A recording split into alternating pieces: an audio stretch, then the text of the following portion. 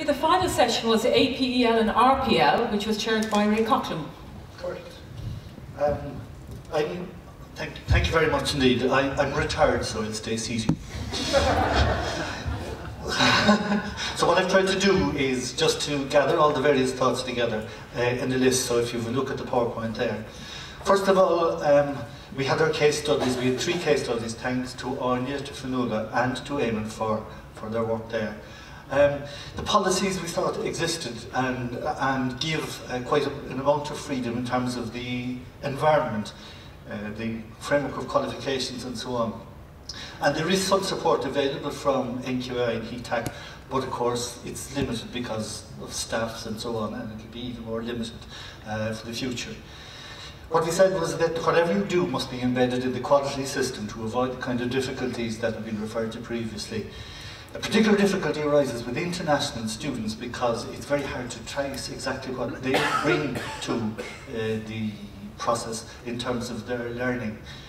But what was proposed there was that there would be a more fulsome engagement with the overseas institutions and a drilling down into what exactly the syllabus, etc. made.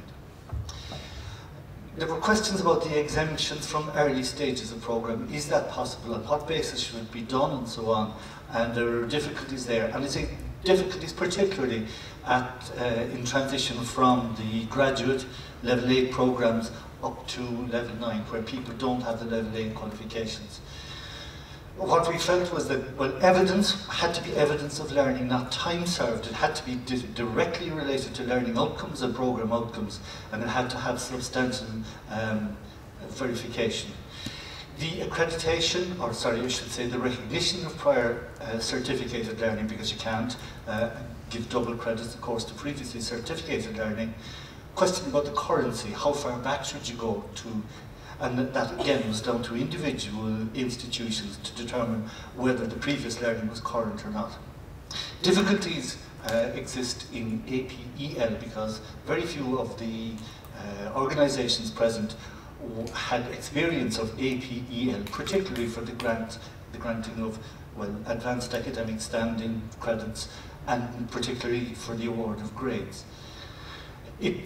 Sometimes it can be seen as too demanding a process for students, so why shouldn't they just go and do the Blooming programme anyway? So it is necessary to try and help people through the process of portfolio or preparation for other assessment. The assessment itself, it is definitely an academic judgment. And the assessor must be different from anyone who's producing support for the student in preparing the case for exemption or credit or whatever.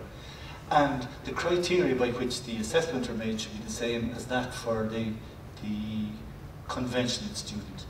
And then we said, look, the whole range was available under the framework, that's exemptions, credits, grades, but how far should one go and how far can one go within the limits of the institution and available time.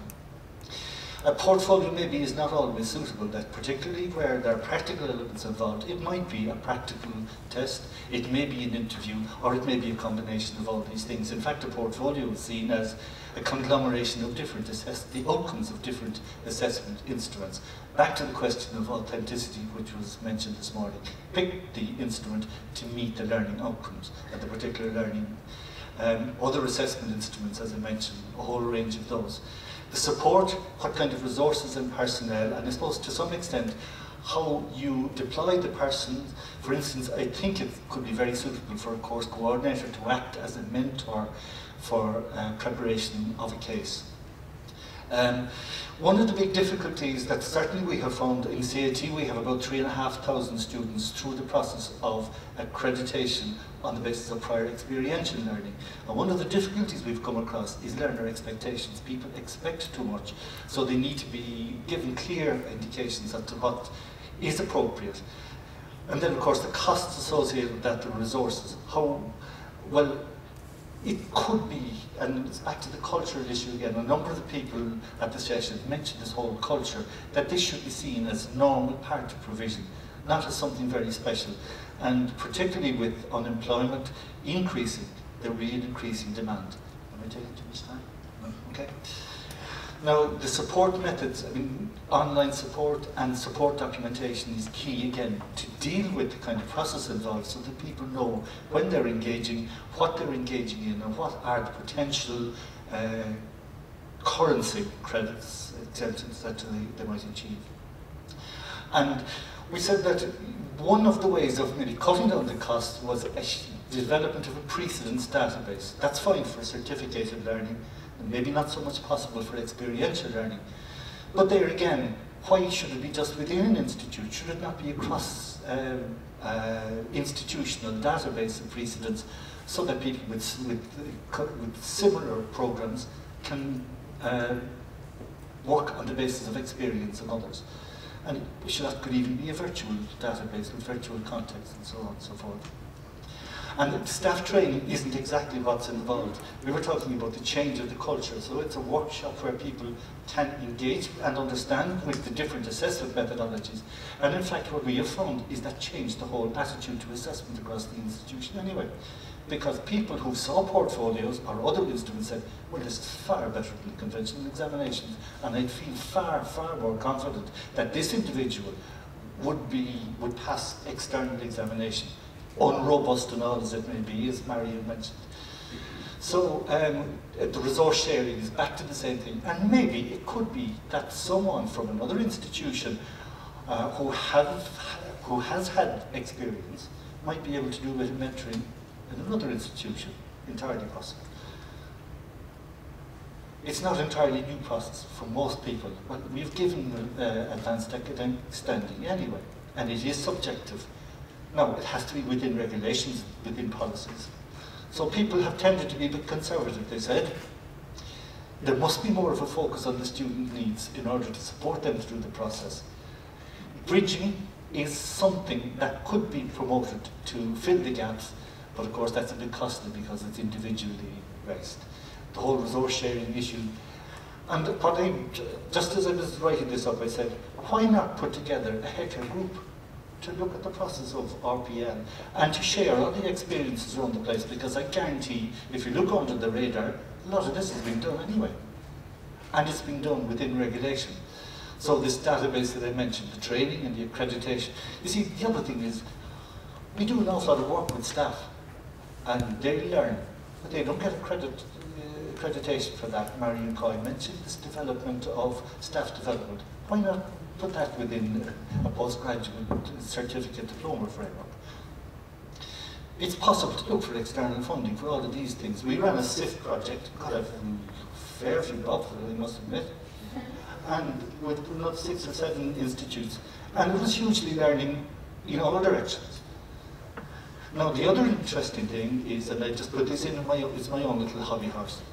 Why not use the same methodology to design current learning processes, to manage them, to monitor them, and to assess them in the context of work-based learning, and give half the costs to the workplace? Let them look after the people. Let them use some of their resources to mentor. If that's hugely, we did the thing with Thomas Crosby Holdings. It didn't cost us, well, it cost us a few bob, but they paid a lot for it. And it is possible to do these things in a very, and it does do this thing that people were talking about, link the workplace with education. So shared provision, the whole work-based learning and so on. The last thing we talked about, which came up, was this idea of student readiness for the process, and the idea of graduateness as being a very important issue in terms of letting people onto advanced stages of programs, that they must be ready for the program, and it goes back to expectations. And that instead of just examining people on the basis of meeting the learning outcomes, have the capacity to engage with the requirements of the advanced level to which you are admitting them. But the key thing there is, it's down to the student. One of the greatest lessons we have learned there is you never tell a student what to submit. You guide them in the selection of the evidence of their learning, and then say to them, no, you make the decision. It's down to them. It's student responsibility. They track their learning, and they make the judgment ultimately as to whether it's appropriate to submit or not. and then the judgment is academic. So there's a constant notion of a contract with the student, but the student has responsibilities as well as the institution. And the whole idea then of assessment came up, and isn't it subjective? But of course, as Marion Coy said, every bit of assessment is subjective. But within the new framework, within the standards, the award standards, there are guidelines. So what you're talking about is assessment as a guided process of subjectivity where appeals can take place against the various hurdles that are established. And one of the questions I mentioned to Mary was this idea of what can you do in relation to entry to postgraduate programs where people don't have the honours degree requirement. Does that mean they're blocked forever? Do they have to go back and do the honours degree? And the policy of exemptions and unclassified award and grade award and classification and so on. And as I say, unemployment is going to give us more headaches or more opportunities depending on the culture of your organisation. So the provision for those will be very important. So I think they're, certainly from my own experience, working with our own students, 3,500, working with professional bodies, Engineers Ireland or AI, community sector, right across the private sector, if the process is managed, it is hugely positive in terms of gaining new numbers of students and also changing the culture within the organisation. I hope that captures everything. What I'll agree to do is to put a few notes to that and maybe email it to you for distribution.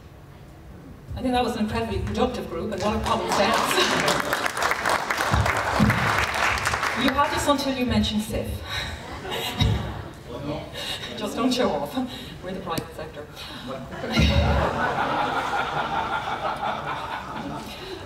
Okay, are there any questions and comments on that?